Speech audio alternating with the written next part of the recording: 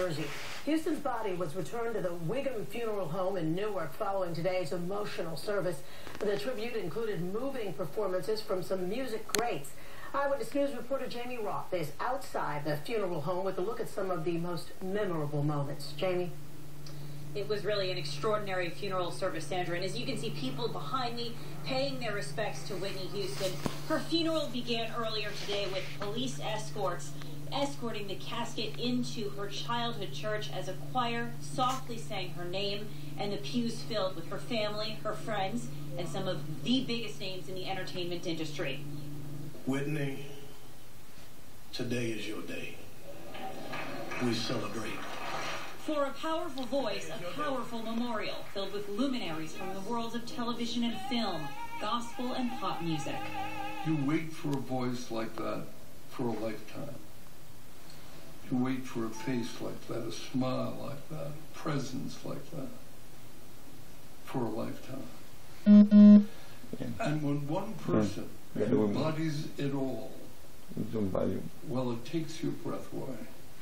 Houston's mentor, record producer Clive Davis, nurtured Whitney and her career. And while Whitney was at the height of her fame, Phoebe and Cece Winans recalled struggling and how Whitney swooped in to help. She said, I got the background dresses for the girls, for the 3 girls in the cream.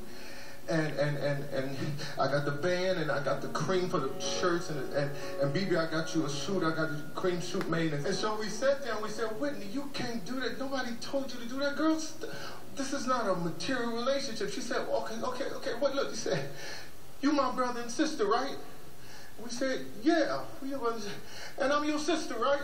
We said, yes, you are sister. She said, okay, and we love each other, right? So Whitney, yeah, we love each other. She said, and this is what I'm gonna miss. She said, and y'all broke, right? Kevin Costner, who chose Houston as his co-star in The Bodyguard, remembered her vulnerability. The Whitney I knew, despite her success and worldwide fame, still wondered, am I good enough? Am I pretty enough?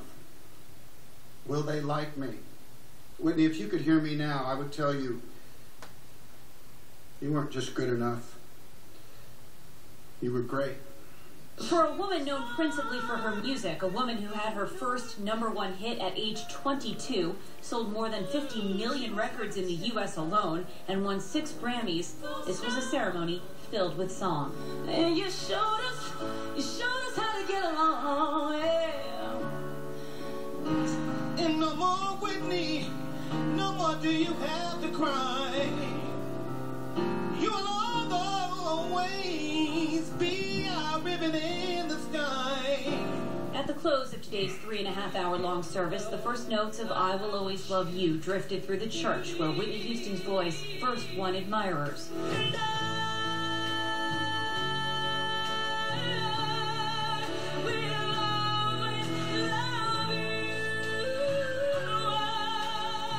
Her mother, Sissy, followed the casket, crying, "My baby." Afterwards, mourners traveled to a repast in downtown Newark to gather once more informally.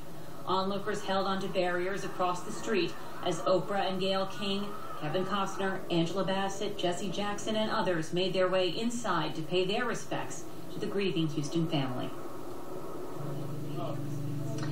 And once again this afternoon, a hearse brought Whitney Houston's body back here to Whitney Funeral Home, and you can see people behind me still dropping flowers, lighting candles, remembering Whitney Houston. Tomorrow, she will be buried in a private ceremony in Westfield next to her father. Reporting live from Newark, Jamie Roth, Channel 7 Eyewitness News.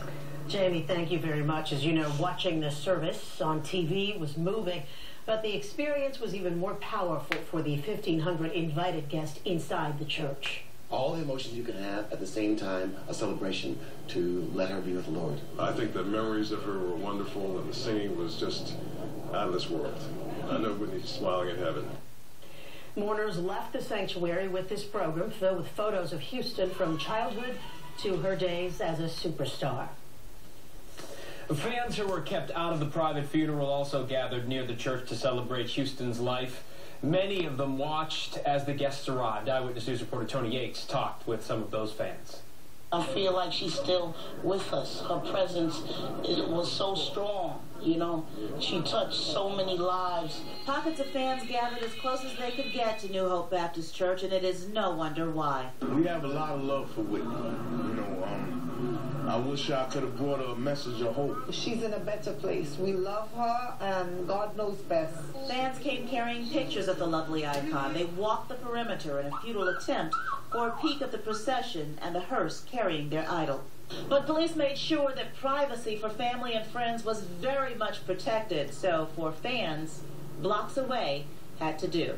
She was very inspirational. Her music, from her gospel to her R&B. Well, it really comes to my brother, Billy Baker, who is now deceased. He and Whitney were very good friends. Linda Baker says a decade later, her brother Billy Baker sang background for Whitney, not only because he had the voice, but also because he had a friend. And he toured the world with her. He was a background vocalist, a very good singer in his own right. And when her brother fell sick and could no longer perform, she says Whitney kept him on the payroll anyway. The heart and the voice that will capture many for a lifetime. Whitney Houston, may God bless you, and she'll be terribly missed. And this woman really is unmatched. There will never be another Whitney Houston. In Newark, Tony Yates, Channel 7, Eyewitness News.